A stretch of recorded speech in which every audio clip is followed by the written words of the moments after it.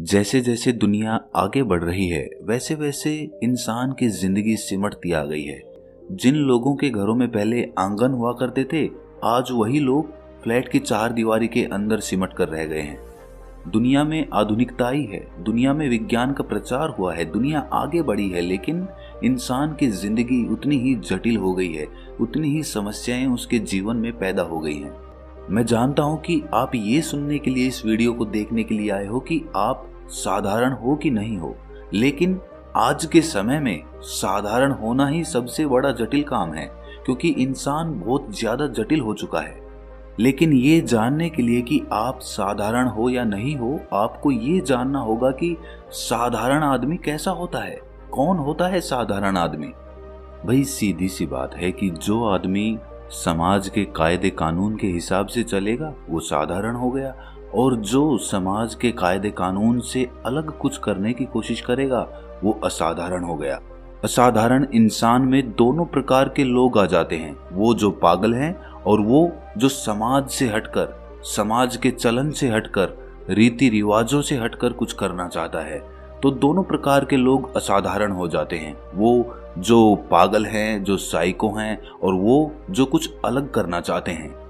तो आज मैं आपको 7 ऐसी खूबियां बताने वाला हूं कि उनमें से अगर एक भी आपके अंदर है तो आप साधारण इंसान नहीं हैं, आप कुछ अलग करना चाहते हैं। और यहां मैं किसी पागल असाधारण इंसान की बात नहीं करूंगा, मैं उस असाधारण इंसान की बात करूंगा जो समाज से हटकर कुछ अलग करना चाहता है, जो इससे पहले किसी ने नहीं किया, जिस काम के ऊपर दूसरे लोग संदेह करते हैं कि पता नहीं ये काम पूरा कर पाएगा या नहीं कर पाएगा, क्योंकि आज तक ये काम कोई भी नहीं कर पाया।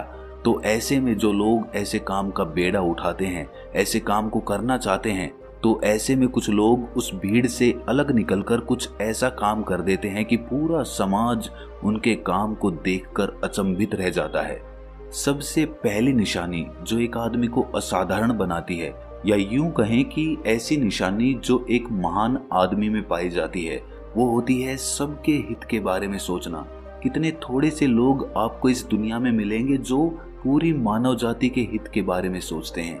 अक्सर इंसान की परवरिश समाज के हिसाब से की जाती है, और वही समाज हमें बताता है कि इस दुनिया में परिवार ही अपना होता है, उस परिवार के लिए ही हमें अपने सारे कर्म करने चाहिए।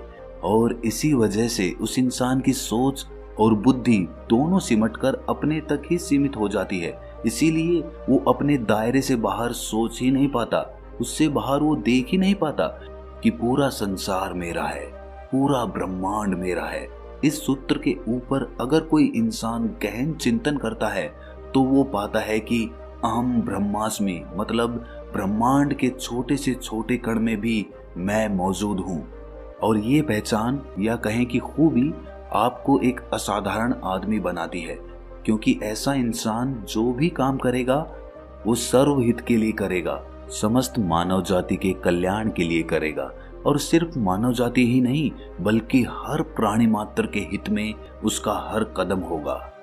और ये गुण आपको असाधारण तो बनाएगा ही, साथ ही साथ आपको परमात्मा के एक कदम और करीब लेकर जाएगा। अगर ये दूसरा गुण आपके अंदर है तो आप साधारण इंसान नहीं हो सकते। जरा ध्यान से सुनना, आप अपने एकांत का आनंद उठाना जानते हैं। आदमी हमेशा दूसरों से घिरा रहता है, उसका परिवार और उसके दोस्त उसे कभी भी खाली नहीं रहने देते, अकेला नहीं रहने देते। कहीं ना कहीं इंसान हमेशा खाली बैठने को नहीं चुनता। अक्सर इंसान दूसरों में खुद को खोजने की कोशिश करता है, इसीलिए वो अपने आसपास अपने प्रियजनों का समूह बना लेता है और हर वक्त उन्हीं के साथ रहता है, उन्हीं के साथ बातचीत करता है। वो अपने लिए कभी समय नहीं निकालता। अब जरा सोचिए कि एक प्रयोग करने के लिए आपको अपने परिवार और अपने दोस्तों से दूर छोड़ दिया जाए, मतलब अब आपको अकेले ही रहना होगा, आपका कोई दोस्त नहीं है, कोई परिवार नहीं है, तो क्या आप अपने एकांत का आनंद उठा पाएंगे? आप खुद से ये सवाल करिए कि जब आप अकेले होते हो तो आप किसी ना किसी को फोन लगा देते हो या किसी को अपने पास बुला लेते हो, लेकिन अकेले नहीं रहते। लेकिन कुछ बिरले लोग भी इस दुनिया में होते हैं जो अपने साथ ही वक्त बिताना पसंद करते हैं। उन्हें किसी का साथ नहीं चाहिए, उन्हें अपने अकेलेपन में, अपने एकांत में ही आनंद आता है। अगर ये गुण आपके अंदर है तो आप साधारण इंसान नहीं हो सकते। जिन लोगों ने अकेला रहना सीख लिया है, उन्होंने ध्यान और परमात्मा की तरफ अपना पहला कदम बढ़ा दिया है। तीसरा लक्षण, कुछ नया सीखने की चाह। हम में से कितने ही लोग ऐसे होते हैं जिनकी इच्छाएं मर चुकी होती हैं, जो जीवन में ज्यादा कुछ सीखना नहीं चाहते। उनकी अच्छी नौकरी लगी, बस उनका काम हो गया, अब उन्हें कुछ भी सीखने की जरूरत नहीं है, उनकी लाइफ तो सेटल हो गई। लेकिन एक असाधारण और एक महान इंसान हमेशा कुछ ना कुछ नया सीखने की चाह रखता है। उसे जहां भी मौका मिलता है वो कुछ नया सीखने से चूकता नहीं है। भले ही वो उसकी जिंदगी में काम आए या ना आए, लेकिन वो जरूर कुछ ना कुछ नया सीखने की कोशिश करेगा। किसी ने क्या खूब कहा है कि सबसे बड़ा ज्ञानी वो है जो अपने आप को अज्ञानी मानता है। मतलब अपने से छोटा हो चाहे अपने से बड़ा हो, हमें उससे कुछ ना कुछ नया सीखते रहना चाहिए। इसमें हमारा अहंकार बीच में नहीं आना चाहिए कि ये आदमी तो मुझसे छोटा है, ये मुझे क्या बताएगा। अक्सर इंसान का अहंकार उसके कुछ नया सीखने में हमेशा बाधा बन जाता है और इसीलिए इंसान की जिंदगी थोड़े से में ही सिमट कर रह जाती है। अगर आपका मन भौतिक सुखों और दुखों दोनों से ऊपर उठ चुका है तो भी आप साधारण इंसान नहीं हो सकते। अक्सर इंसान अपने सुख में तो बहुत खुश रहता है और जब दुख आता है तो बहुत ज्यादा दुखी हो जाता है। लेकिन जो इंसान ये समझ चुका है कि जिंदगी इन सब से ऊपर है, ये तो जीवन का एक हिस्सा है, सुख और दुख, धूप और छांव, ये तो जिंदगी में आती रहती हैं।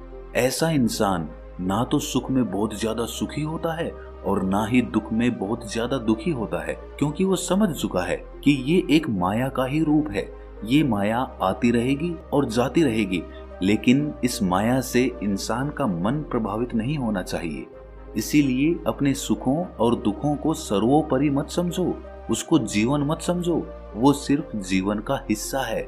जीवन की गहराइयों को जब आप समझना शुरू करेंगे तब आप एक सिद्ध पुरुष बनेंगे, तब आप ध्यान और परमात्मा की तरफ अपने कदम बढ़ाना चालू करेंगे। और इसके लिए आपको अपने सुखों और दुखों को समझना होगा। जब कठिन समय आता है, मतलब परीक्षा की घड़ी आती है, तब ज्यादातर लोग अपने सिद्धांतों के साथ समझौता कर लेते हैं। लेकिन कुछ लोग ऐसे भी होते हैं जो किसी भी कीमत पर अपने सिद्धांतों के साथ कभी भी समझौता नहीं करते। वो हमेशा अपनी बात पर खड़े रहते हैं, अपने वचनों पर टिके रहते हैं। ऐसे लोग भले ही कम हों, लेकिन ऐसे लोग संसार के हिसाब से साधारण नहीं हो सकते, क्योंकि जो कठिन परिस्थिति में भी अपनी बात पर खड़ा रहता है वो असाधारण प्रतिभा का मालिक है। आप जरा ये तो देखिए कि इन लोगों की संकल्प शक्ति कितनी मजबूत होती है। वो लोग किसी भी कीमत पर अपने सिद्धांतों के साथ कोई समझौता नहीं कर रहे। तो जरा सोचो, ऐसे लोग अगर अपने जीवन में कोई लक्ष्य बनाएंगे तो वो लोग अपने लक्ष्य को पाने के लिए कितनी शिद्दत के साथ मेहनत करेंगे, क्योंकि उनकी संकल्प शक्ति असाधारण होती है। ऐसा ही एक इंसान था मांझी, जिसने पहाड़ को तोड़कर उसमें से रास्ता बना दिया था। बहुत सारे लोगों ने उसको बोला कि पागल है, ये क्या कर रहा है, इसको छोड़ क्यों नहीं देता।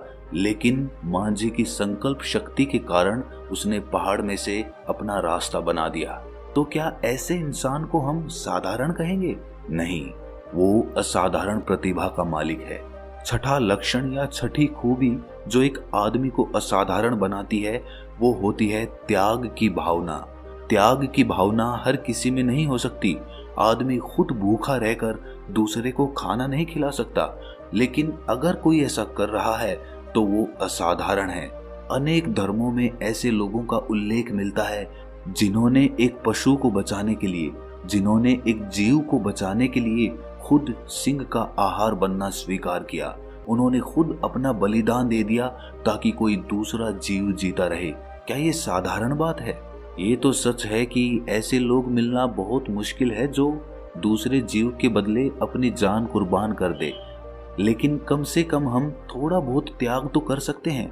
अगर हमें लग रहा है कि हमसे ज्यादा किसी चीज की जरूरत किसी और आदमी को है तो हम उसे वो चीज दे सकते हैं, हम उसकी मदद कर सकते हैं। अगर कोई बुजुर्ग या कोई महिला किसी बस में सफर कर रहे हैं और हम किसी सीट पर बैठे हुए हैं और हम ये देख रहे हैं कि हमसे ज्यादा जरूरत उस सीट की उन लोगों को है, तो हम उन लोगों को वो सीट देकर एक त्याग कर सकते हैं। एक छोटा सा त्याग आपके अंदर त्याग की भावना का रस पैदा करेगा। आपको पता चलेगा कि उन लोगों को सीट देने से आपके मन को कितना आनंद मिला, और उसके बाद आप त्याग को समझकर अपने जीवन को सुधार सकते हैं, लोगों के काम आ सकते हैं। इससे आपके अंदर करुणा का भाव उदय होगा, और करुणा जब आपके अंदर उदय होगी तो वो प्रेम का रास्ता बनेगी, जिससे आपका मन निर्मल हो जाएगा और आप परमात्मा के और भी ज्यादा करीब पहुंच जाएंगे। आखिरी भावना या आखिरी लक्षण जो एक आदमी को असाधारण बनाता है वो है कि अपने काम को लंबे समय तक करते चले जाना। हर कोई लंबे समय तक एक काम पर ही अपना ध्यान केंद्रित नहीं रख पाता। इसके लिए आपका ध्यान मजबूत होना चाहिए, तभी आप लंबे समय तक एक ही काम को करते हुए, एक ही काम का अभ्यास करते हुए अपना समय बिताते हैं और आप उस कला में निपुण होते चले जाते हैं। अक्सर इंसान कुछ देर काम करके ही फल की चिंता करने लगता है, लेकिन जो आदमी बिना फल की चिंता किए हुए सिर्फ काम करते चले जाता है, वो आदमी सच में एक ऐसी कला पैदा कर लेता है जो उसे भविष्य में कामयाब बनाती है। इसीलिए संयम कामयाबी का सबसे बड़ा रहस्य है। संयम, पेशेंस। जी हाँ, अगर आप पेशेंस रख पाते हैं, संयम रख पाते हैं, तो आपके मन के अंदर एक अभूतपूर्व शांति का उदय होगा। आपके अंदर एक ठहराव उत्पन्न होगा। आपका मन जो इधर उधर मचलता रहता है वो एक ही जगह पर केंद्रित होना सीख जाएगा। इसीलिए अपने अंदर ये 7 लक्षण पैदा करो।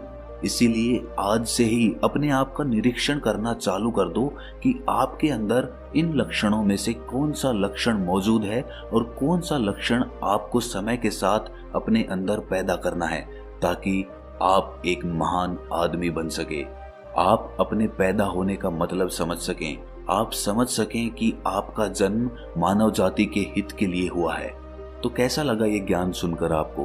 कमेंट सेक्शन में जरूर बताना, और अच्छा लगा तो इस चैनल को सब्सक्राइब जरूर कर लेना। तो मिलते हैं अगली कहानी में, तब तक के लिए अपना ख्याल रखें। श्याम उन सन्यासियों की खोज में निकल पड़ा जो कई सालों से स्वस्थ जीवन जी रहे थे। बूढ़े होने के बाद भी उनके शरीर में एक चपलता थी, दृष्टि, कान और बाकी सारी इंद्रियां जिनकी ठीक प्रकार से काम कर रही थी। कई सन्यासी तो उसे ऐसे मिले जो 100 साल को पार कर चुके थे और पूरी तरह से स्वस्थ थे। अब धीरे धीरे अलग अलग सन्यासियों से मिलने में श्याम को बड़ा मजा आने लगा, लेकिन उसके अंदर जीवन के उन रहस्यों को जानने की बहुत इच्छा थी जिनमें आम लोग कोई रुचि नहीं रखते हैं या फिर कोई विश्वास ही नहीं करता है। श्याम ने सोचा कि यही समय है। अगर ऐसे सन्यासी पृथ्वी पर बसते हैं जो 500 से 1000 सालों से जिंदा हैं, तो मुझे उनको खोजने का बहुत बढ़िया मौका मिला है। लेकिन समस्या यह थी कि ऐसे सन्यासियों को खोजा कहां जाए? ऐसे सन्यासी मिलेंगे कहां? तमाम किताबों को पढ़ने के बाद उसने एक निष्कर्ष निकाला। उसे पता चला कि ऐसे सन्यासी अगर मिलेंगे तो वह हिमालय की चोटियों में मिलेंगे, जहां पर आम इंसान जा भी नहीं सकता। लेकिन श्याम ने अपना मन पक्का किया। श्याम ने पूरा संकल्प ले लिया था कि चाहे रास्ता कितना भी कठिन क्यों ना हो, वह हिमालय की उन दुर्गम चोटियों तक, उन गुफाओं तक जरूर पहुंचेगा, और अपने माता पिता को बिना बताए वह हिमालय की उन चोटियों की तरफ निकल पड़ा। युवावस्था के दिन थे, गर्म खून था, किसी चीज का कोई डर नहीं था, और सबसे बड़ी बात श्याम का भाग्य था जो उसे खींचकर उन योगियों के पास लेकर जा रहा था। उसने उन पहाड़ों को चढ़ने के लिए पूरी तैयारी कर ली थी। सर्दियों के मोटे मोटे कपड़े ले लिए थे, रास्ते के लिए खाना पीना इकट्ठा कर लिया था। जंगली जानवरों से बचने के लिए उसने हथियार भी अपने पास रखा था, और अपने साथ वह एक टॉर्च भी लिए था, ताकि कि रात में भी वह जल्द से जल्द यात्रा कर सके, उसकी यात्रा में कोई बाधा ना रहे।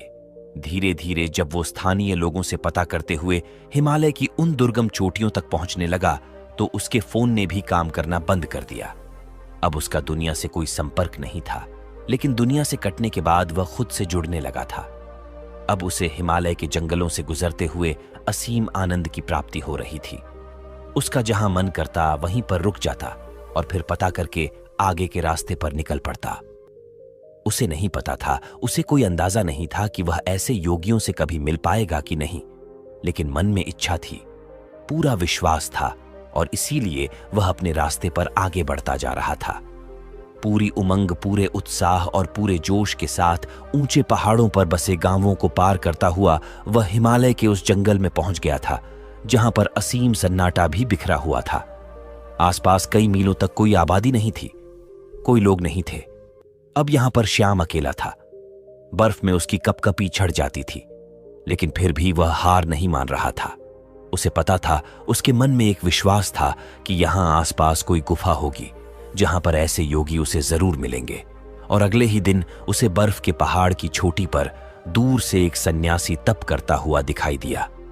उस सन्यासी ने अपने शरीर पर कोई वस्त्र धारण नहीं कर रखा था।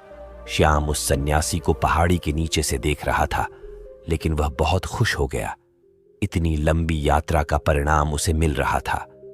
वह जल्दी जल्दी अपने कदम बढ़ाता हुआ उस पहाड़ी की चोटी पर पहुंचने का प्रयास करने लगा, लेकिन पहाड़ी एकदम खड़ी हुई थी, इसीलिए बार बार वो फिसल जा रहा था। सन्यासी यूं तो आंख बंद किए हुए थे, अपने ध्यान में लीन थे, लेकिन अपने मन की आंख से वह श्याम की सारी मेहनत देख रहे थे। उस पहाड़ी पर बार बार चढ़ने में विफल होते हुए श्याम बहुत थक गया था। थकान के कारण वह वहीं पर मूर्छित होकर गिर पड़ा। जब वह मूर्छित हो गया तो वह सन्यासी जो ऊपर तप कर रहा था, वह उसे अपने साथ अपने हाथों में उठाकर एक गुफा के अंदर लेकर गया। वहां पर उसके अलावा 2 और सन्यासी मौजूद थे। श्याम मूर्छित था, बेहोश था, उसके शरीर में बहुत थकान थी। उस सन्यासी ने कुछ पत्तों का एक घोल तैयार किया और फिर श्याम के मुंह में ऊपर से 2 बूंद डाली। अचानक से श्याम उठ खड़ा हुआ। उसकी सारी बेहोशी, सारी थकान एकदम दूर हो गई। होश में आते ही श्याम दोनों हाथ जोड़कर उनको प्रणाम करने लगा। बहुत खुश हो गया। श्याम ने उनसे कहा कि मेरी बड़ी अनुकंपा है कि मुझे आप जैसे दिव्य योगियों के दर्शन हुए। मैं आपसे कुछ सवाल पूछना चाहता हूं। आप इतनी बड़ी उम्र तक, इतने सालों तक कैसे जीवित रहते हैं? आपके शरीर में कभी कोई बीमारी क्यों नहीं होती है? अगर आप वह तरीका जानते हैं तो दुनिया को वह तरीका क्यों नहीं बताते? दुनिया में बहुत से लोग बहुत दुखी हैं।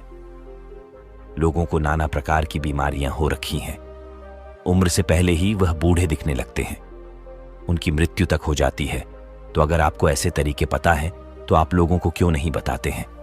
इसका कारण बताएं। आप तो योगी हैं, आपको तो दुनिया की मदद करनी चाहिए।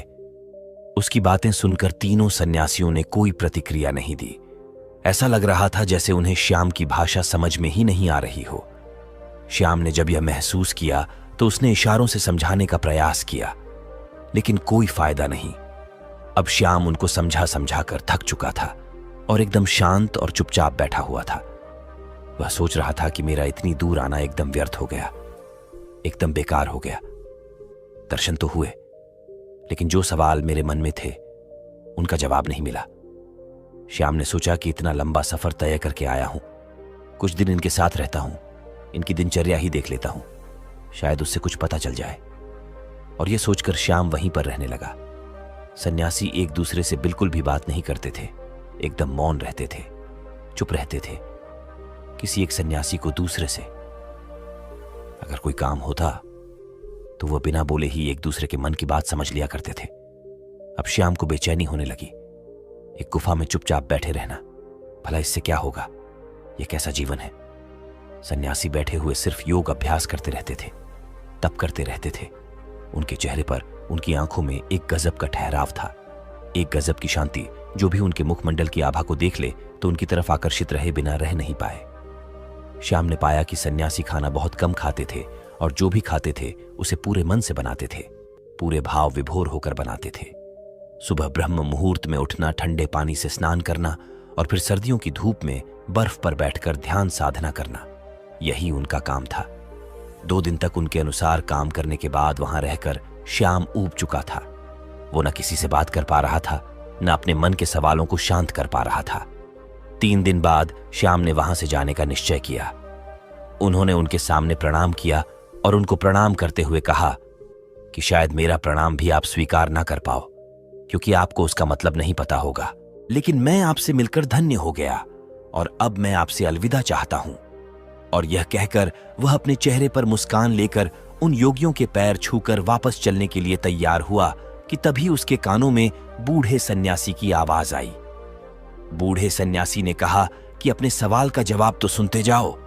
श्याम यह सुनकर आश्चर्यचकित हो गया। वो कुछ बोलना चाह रहा था, लेकिन सन्यासी ने उसे चुप करते हुए कहना शुरू किया कि सबको अपने मन के सवालों के जवाब चाहिए, लेकिन सभी सवालों के जवाब मौन में छिपे हुए हैं। तुमने मौन रहकर बिना कोई सवाल किए हमारी दिनचर्या देखी। अगर मैं तुम्हें वह बताने का प्रयास करता, समझाने का प्रयास करता, तो शायद कोई खास बदलाव नहीं आते। तुम एक कान से सुनते और दूसरे से निकाल देते, और यही तो दुनिया करती है। सचमुच में कौन इच्छुक है? ये ज्ञान पाने का सवाल यहां खड़ा होता है। 2 दिन तक इस दिनचर्या का पालन करने के बाद तुम्हारा मन ऊब गया। मतलब तुम भी नहीं चाहते इन सारे तरीकों को जानना। हालांकि तुम्हें पता है कि हमारे इस भोजन, इस दिनचर्या के कारण ही हमारा शरीर हमेशा निरोगी रहता है, हमेशा स्वस्थ रहता है। लेकिन तुम इसका पालन नहीं कर सके, 3 दिन तक भी नहीं कर सके। चौथे दिन तुम वापस अपने घर जा रहे हो। दुनिया में बहुत कम ऐसे लोग होते हैं जो मौन रहकर दूसरों का ज्ञान खुद प्राप्त कर लेते हैं। अगर तुम सिर्फ मौन रहना, चुप रहना सीख जाओ, तो तुम दूसरों के सारे ज्ञान को ग्रहण कर सकते हो। बिना उससे पूछे श्याम ने मुस्कुराते हुए हाथ जोड़कर उस सन्यासी से पूछा कि हे मम्मन, यह बताने की अनुकंपा करें कि आप कौन सा योग अभ्यास करते हैं। क्या आपकी दिनचर्या है जिससे कि आप इतने सालों से जीवित हैं? आपकी उम्र दिखने में तो कोई 60 से 70 साल की लग रही है, लेकिन लोगों का कहना है कि आप 5000 साल से जिंदा है। क्या यह सत्य है? महात्मा सन्यासी ने मुस्कुराते हुए नादान और भोले श्याम के सर पर हाथ फेरा। उन्होंने श्याम को सबसे पहला तरीका बताया। उन्होंने श्याम से पूछा कि हमारे शरीर का सबसे बड़ा भोजन क्या होता है। श्याम सोच में पड़ गया। उसे कोई जवाब नहीं मिला तो सन्यासी ने उसे बताया कि हवा हमारे शरीर के लिए सबसे बड़ा भोजन होता है। हवा हम 24 घंटे खाते रहते हैं और हवा हमारे शरीर के लिए सबसे ज्यादा महत्वपूर्ण होती है। लेकिन आजकल के समय में पूरी हवा प्रदूषित हो चुकी है। इसीलिए जो प्रदूषण से भरी हुई हवा तुम्हारे अंदर जा रही है, वही तुम्हारे शरीर में बीमारियों को जन्म देती है। इसीलिए अगर तुम घर पर ऐसे कमरे में रहते हो जहां पर हवा का आना जाना कम होता है, जैसे कि एयर कंडीशन रूम में होता है, उसमें ताजी हवा का आना जाना नहीं होता, तो तुम्हें अपने कमरे में ऐसे पौधे लगाने चाहिए जो 24 घंटे हवा यानी कि ऑक्सीजन देते हो। छोटी छोटी बेल तुम किसी बोतल में डालकर अपने कमरे में रख सकते हो जो तुम्हें 24 घंटे ऑक्सीजन देगी, वह भी एकदम ताजी। और लोग दुनिया में यही भूल करते हैं। जिस सांस को वह ले रहे हैं वह कितनी शुद्ध है, इसका कभी आकलन ही नहीं करते।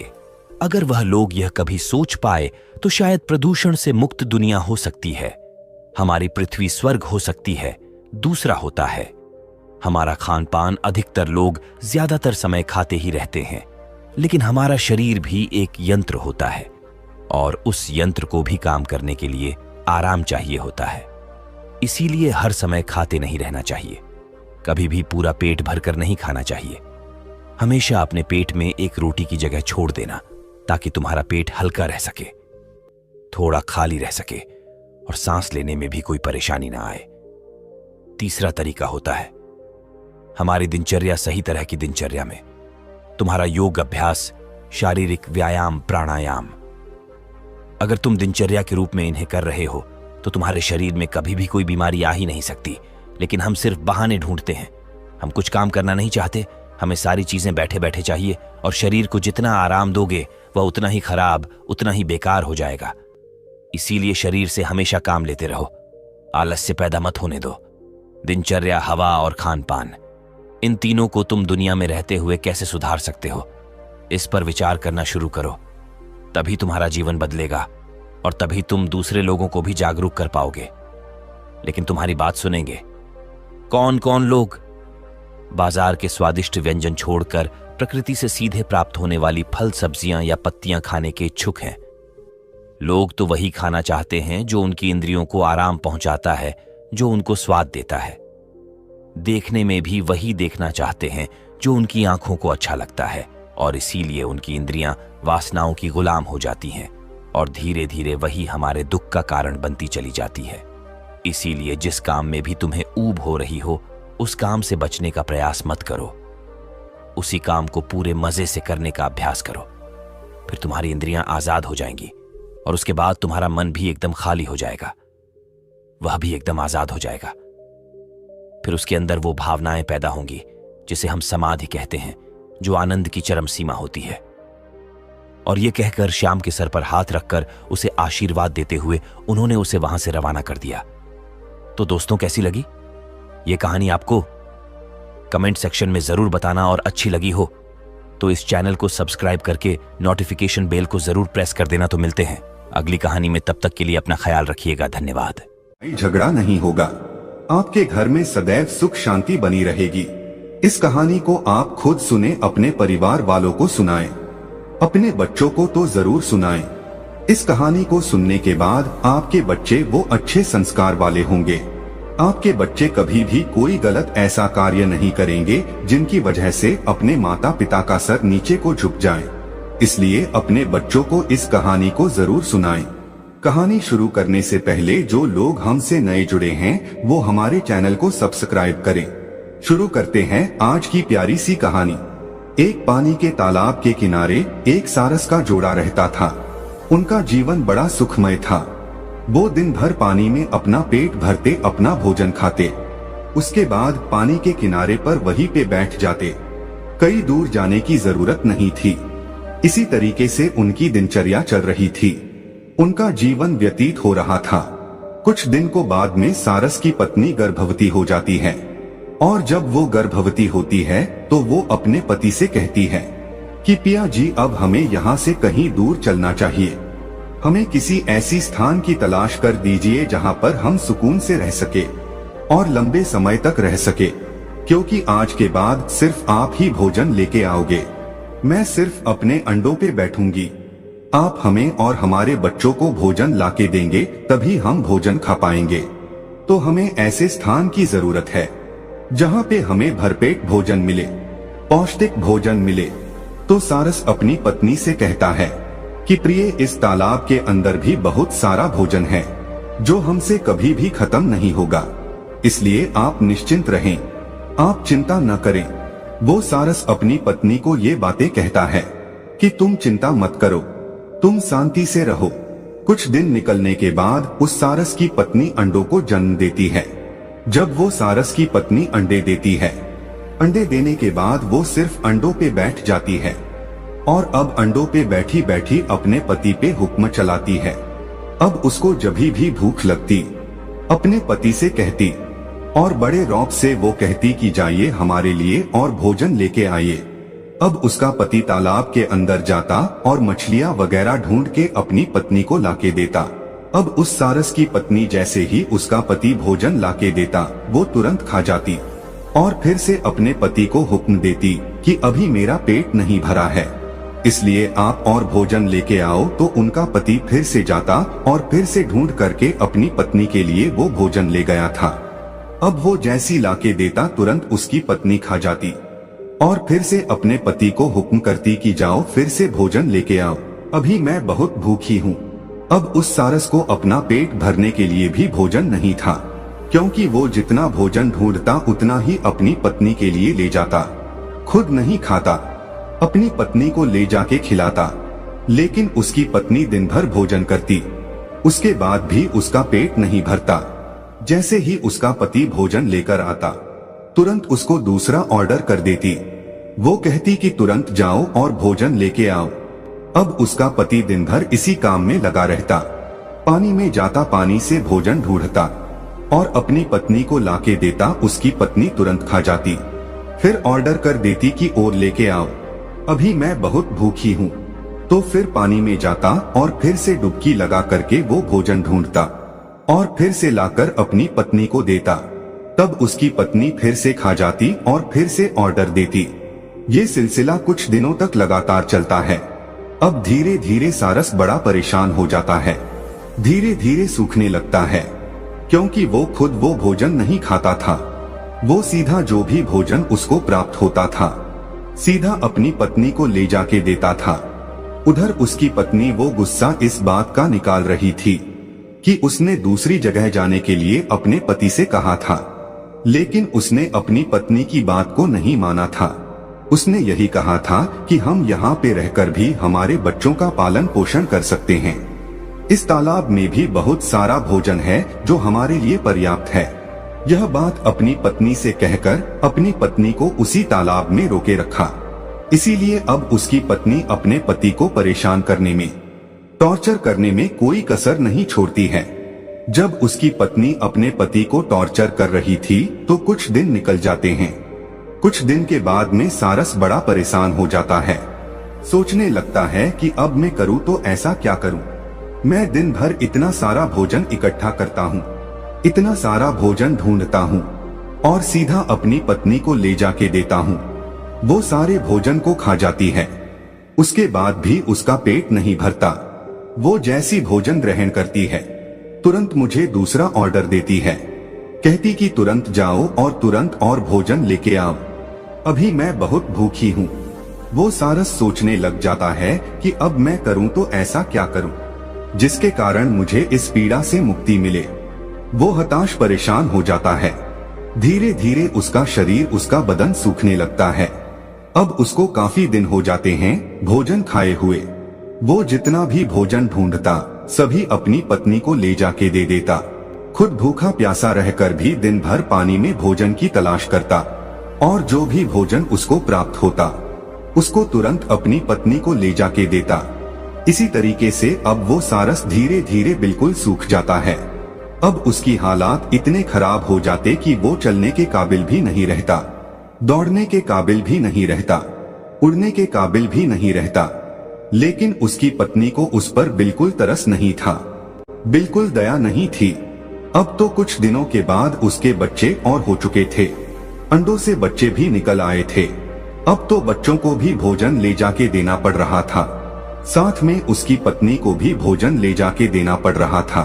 पहले तो वो सारस बीच बीच में थोड़ा भोजन खुद खा लिया करता था, लेकिन अब तो उसके बच्चे भी हैं और उसकी पत्नी भी है।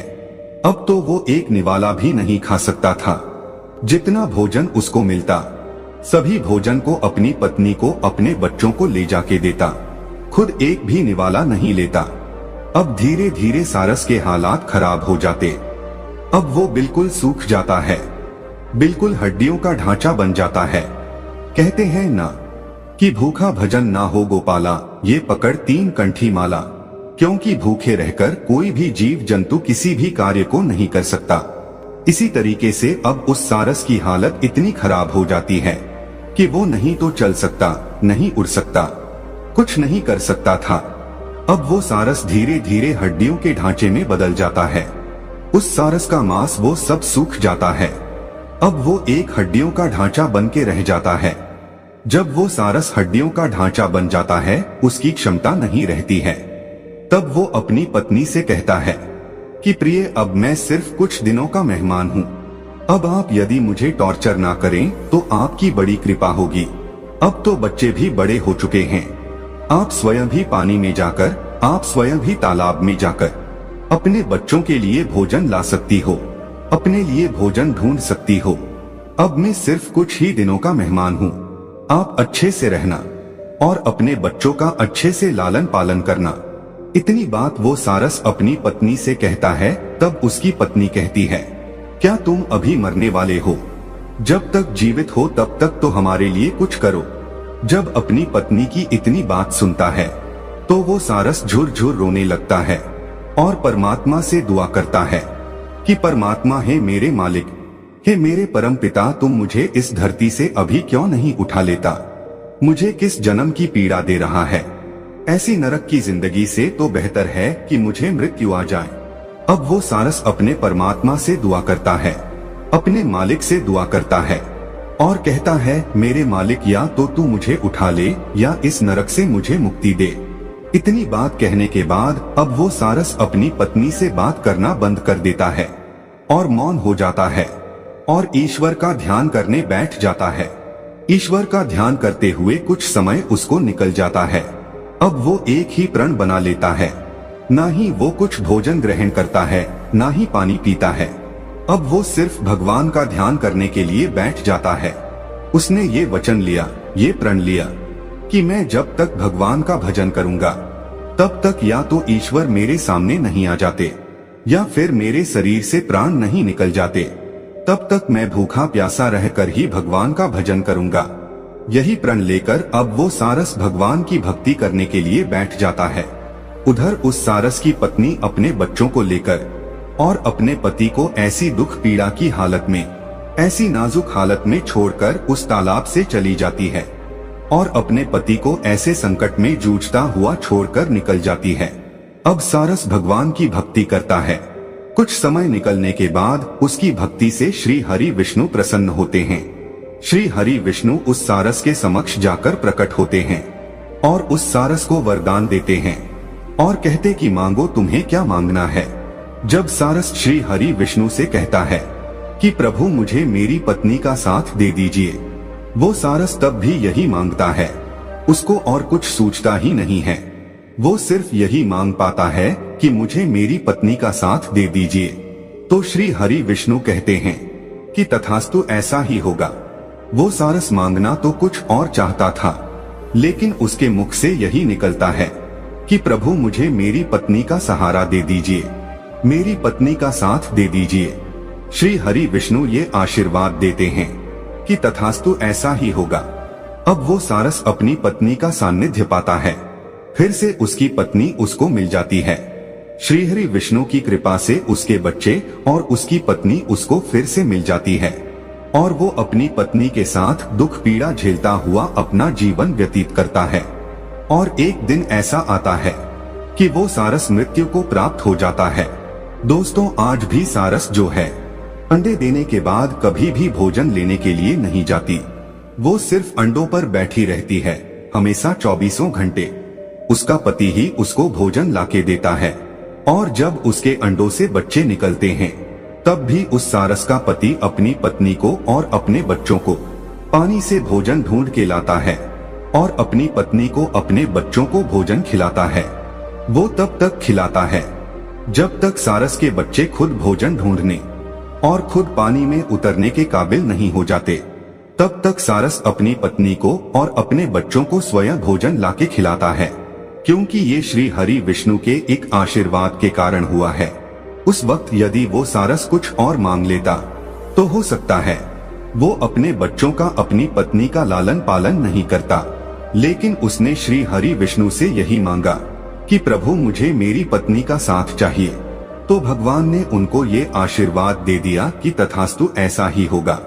उसके बाद से सारस कभी भी आपको अकेली नहीं मिलेगी, वो हमेशा जोड़े में मिलेगी। जहाँ भी आपको नजर आएगी वो जोड़े में नजर आएगी। अकेली सारस आपको कहीं पे भी ढूंढने को नहीं मिलेगी। दोनों पति पत्नी का जोड़ा आपको हमेशा नजर आएगा। और जब वो अंडे देती है तो खुद अंडों पे बैठ जाती है और सारस अपनी पत्नी के लिए भोजन ढूंढ के लाता है और खिलाता है। इसी तरीके से उनका जीवन व्यतीत होता है। दोस्तों, ये कहानी अब समाप्त होती है। तो दोस्तों, यह कहानी आपको कैसी लगी हमें कमेंट सेक्शन में जरूर बताना और अच्छी लगी हो तो इस चैनल को सब्सक्राइब जरूर कर लेना। जिन लोगों की नींद मृत्यु के समान शांत हो जाती है, उनका हर सुबह एक नया जन्म होता है और इस नए जन्म के साथ वो चाहें तो अपने जीवन को एक नई दिशा दे सकते हैं, एक नया मोड़ दे सकते हैं, एक नया आनंद पैदा कर सकते हैं। सूर्य की किरणों के साथ दिन की शुरुआत होती है और पूरी प्रकृति जाग उठती है। इसीलिए अगर अपनी सुबह को बेहतर बनाने के कुछ नियम आपको पता चल जाएं, तो आपका पूरा दिन आनंद और जोश के साथ बीतेगा। आज की जो कहानी मैं आपको सुनाने वाला हूं, उसमें आपको सुबह की कुछ ऐसी आदतें पता चलेंगी जिसके बाद आप अपने पूरे दिन को बहुत बेहतर बना सकते हैं। इससे पहले कि आप इस कहानी में खो जाएं, इस चैनल को सब्सक्राइब जरूर कर लें। तो चलिए कहानी शुरू करते हैं।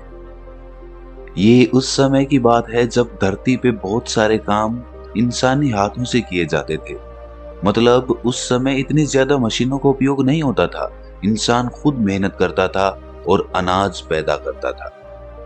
आज के युग में तो बहुत सारी मशीनें आ गई हैं जो उन कामों को आसानी से कर देती हैं, लेकिन आज से तकरीबन 200 साल पहले ये काम इंसान ही किया करते थे।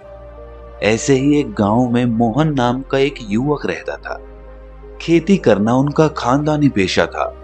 जहां पर मोहन के माता पिता बहुत ही मेहनती थे, वहीं मोहन बहुत ही आलसी युवक था। वो किसी भी काम को अच्छे से नहीं करता था, या यूं कहें कि उसका मन किसी काम में लगता ही नहीं था। उसके माता पिता को अक्सर उसके भविष्य के बारे में चिंताएं होती थी कि हमारे जाने के बाद ये कैसे अपना पेट भरेगा, कैसे मेहनत करेगा। उसको खूब डांट फटकार लगाने के बाद भी उसमें कोई अंतर नहीं आ रहा था। दिन ब दिन स्थिति और ज्यादा चिंताजनक होती चली गई। अब मोहन दिन में भी सोता रहता था और सुबह भी बहुत देर से उठता था। एक दिन मोहन के पिता को पता चला कि गांव में एक बौद्ध भिक्षु आया हुआ है और वो मानव शरीर के बारे में बहुत गहरे विषयों पर चर्चा करता है और उसको ठीक करने के लिए बहुत अच्छी औषधियां भी लेकर आया है। फिर क्या था, मोहन के पिता मोहन को लेकर उस बौद्ध भिक्षु के पास पहुंच जाते हैं। वहां पर पहुंचकर वो बौद्ध भिक्षु को प्रणाम करता है और कहता है कि हे महात्मन, ये मेरा 22 वर्षीय पुत्र मोहन है। मैंने सुना है कि आप शरीर संबंधी इलाज करते हैं। मेरे बेटे के कोई रोग तो नहीं है, लेकिन पता नहीं फिर भी क्यों वो बीमारों की तरह रहता है। किसी भी काम में उसका मन नहीं लगता और उसे बहुत जल्दी थकावट हो जाती है। कृपया करके मुझे बताइए कि अगर ये कोई रोग है तो मैं इसका क्या इलाज करूं। ये सुनकर वो बौद्ध भिक्षु उस युवक की नाड़ी की जांच करते हैं और उसके बाद उसके पिता से कहते हैं कि इस बच्चे को तो कोई भी रोग नहीं है, इसे केवल इसके आलस्य ने जकड़ा हुआ है। इसके बाद वो मोहन से पूछते हैं कि तुम सुबह कितने बजे उठते हो। ये सुनकर मोहन के पिता बीच में ही बोल उठते हैं कि महाशय, ये तो सुबह सूरज उगने के बाद तक सोता रहता है। उसके बाद वो बौद्ध भिक्षु पूछता है कि इतनी देर से उठने का कारण क्या है, क्या ये रात में देर से सोता है। इसका उत्तर देते हुए मोहन के पिता कहते हैं कि ये रात में देर तक पढ़ाई करता रहता है और इसी वजह से ये सुबह जल्दी नहीं उठ पाता। ये सुनकर वो बौद्ध भिक्षु कहता है कि यही तो कारण है, यही तो जड़ है। मैं तुम्हें इसके लिए कुछ औषधियां नहीं दे सकता, लेकिन जो मैं कहता हूँ अगर वो तुम 21 दिन तक अनुसरण करो तो मोहन, तुम्हारा जीवन जोश और उत्साह से भर जाएगा। हर काम में तुम्हारा मन लगेगा और तुम किसी भी काम को बहुत गहरे तरीके से कर पाओगे। इसके लिए तुम्हें सुबह की 5 आदतें अपनानी होंगी। आदतें अपनाना बहुत आसान होता है। शुरुआत में 1-2 दिन तकलीफ हो सकती है, लेकिन उसके बाद तुम्हें उसी में मजा आने लगता है। सिर्फ शुरुआत के कुछ दिन कष्ट के सह लो, उसके बाद तुम्हारा जीवन ही बदल जाएगा। सुबह की उन 5 अनमोल आदतों की व्याख्या करते हुए उस बौद्ध भिक्षु ने कहा कि सुबह उठते ही सबसे पहले अपने आप के प्रति धन्यवाद व्यक्त करो। उस परमपिता परमेश्वर को धन्यवाद दो, क्योंकि उन्होंने इस प्रकृति के द्वारा तुम्हें इस शरीर का अनमोल तोहफा दिया है। हर इंसान को स्वस्थ शरीर तोहफे में नहीं मिलता। अगर तुम बाहर की दुनिया में देखो तो तुम्हें कितने ही विकलांग और कुरूप नजर आएंगे। इसीलिए हमारी सांसें अनमोल तोहफा होती हैं। पता नहीं कौन सी सांस कब अधूरी छूट जाए, इसीलिए इन सांसों में धन्यवाद का भाव प्रकट करें। इसके बाद खुले आकाश के नीचे आकर इस आसमान को, इन हवाओं को, इन पत्तियों को, इन सभी को धन्यवाद प्रकट करो। पंच तत्वों को छुओ और उनके भी प्रति अपना आभार व्यक्त करो। इससे तुम्हारा जुड़ाव इस प्रकृति के साथ बनेगा, जिससे तुम आनंद में भर जाओगे। इसके बाद अपने कमरे में झाड़ू जरूर लगाओ। इसका मतलब ये होता है कि सारी गंदगी अपने कमरे के बाहर, अपने दिमाग के बाहर कर रहे हो। और उसके बाद अपने कमरे में एक मिट्टी के दिए में एक तेल का दीपक जरूर जलाओ। इससे कमरे का वातावरण प्रकाशित हो उठता है। वातावरण में एक अद्भुत शांति छा जाती है। इस दौरान उस दीपक के सामने बैठकर आप अपने शरीर को छुओ, अपने बाल, अपने कान, अपनी आंखें, अपना मुंह जिससे हम मीठी वाणी बोलें, अपने कान जिससे हम शुभ वचन सुन सके। इन सारे अंगों को छू छू कर उनके प्रति प्रेम का भाव अपने अंदर प्रकट करें। उसके बाद वहीं पर बैठकर अपनी आंखें बंद करके कोई भी ध्यान जो आप लगाते हैं उस ध्यान को पूरा करें। ध्यान करने से आपका दिमाग स्पष्ट होता है। आप पूरे दिन में जो भी काम करने वाले हैं, आप उसके प्रति स्पष्ट निर्णय ले सकते हैं। ध्यान आपका मार्गदर्शन है, वो आपको सही मार्ग दिखलाता है। इसीलिए ध्यान करना बहुत ही आवश्यक होता है और इसके बाद हमारा पूरा दिन आनंद और तनाव मुक्त रहेगा। जब आप ये सारे काम पूरे कर लें तो एकांत में बैठकर एक कागज और एक कलम लेकर पूरे दिन की सूची तैयार करें कि आप आज के दिन में क्या क्या करने वाले हैं, और आप जो भी काम करने वाले हैं उसमें से किसी एक काम में किसी एक जरूरतमंद आदमी की बिना लालच के मदद करने की संभावना जरूर बनाना। अगर आप दिन में कोई एक काम भी ऐसा कर लेते हैं जो आपके लाभ और हानि से परे होता है, तो आपको एक अद्भुत आनंद प्राप्त होता है। आपको लगता है कि मैंने आज का दिन कुछ अलग तरीके से जिया, किसी जरूरतमंद की निष्पक्ष भाव से मदद कर दी। इससे अच्छी बात और क्या हो सकती है। और जब आप ये विधि भी पूरी कर लें तो कोई भी प्रेरणादायक गीत जरूर गाएं अपनी आवाज में। आवाज चाहे बेसुरी हो या मीठी हो, लेकिन भाव सच्चा होना चाहिए, भाव प्रेरणादायक होना चाहिए, भाव संवेदनशील होना चाहिए। और जब आप ऐसा गीत गुनगुनाते हैं तो आप जोश और उत्साह से भर जाते हैं। पूरे दिन में काम करने के लिए ये गीत आपको ऊर्जा देगा। और ये सब करने के बाद आखिर में स्नान करके अपने ललाट के बीच एक चंदन का तिलक अवश्य करें। इससे आपका आज्ञा चक्र शीतल रहेगा। शीतलता आपके पूरे मस्तिष्क में फैल जाएगी और आप बहुत ही शीतल और आनंद का अनुभव कर पाएंगे। इतनी छोटी छोटी सी कला होती है जीवन जीने की। जो आदमी 21 दिन तक इस मंत्र को अपना लेगा उसका पूरा जीवन बदल जाएगा।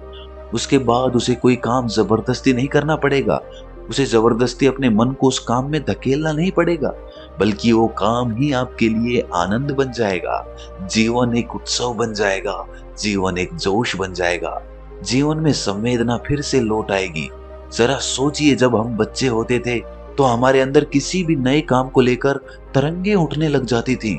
हम किसी भी काम में जोश और उत्साह डाल देते थे। आखिर आज वो सब क्यों नहीं होता है? क्यों इंसान ने अपने आप को ही जटिल बना लिया है? एक नए सवेरे की तरफ बढ़ते हैं। चलो बुढ़ापे से बचपन की ओर चलते हैं। उन उम्मीदों को फिर से जगाते हैं। चलो आज हम अपनी कब्र से उठ जाते हैं, खुद जीते हैं और दूसरों को भी जीना सिखलाते हैं। चलो आज हम जीवन को एक नई दिशा देते हैं। तो दोस्तों, कैसी लगी ये कहानी आपको कमेंट सेक्शन में जरूर बताना, और अच्छी लगी तो इस चैनल को सब्सक्राइब जरूर कर लेना। तो मिलते हैं अगली कहानी में, तब तक के लिए अपना ख्याल रखें।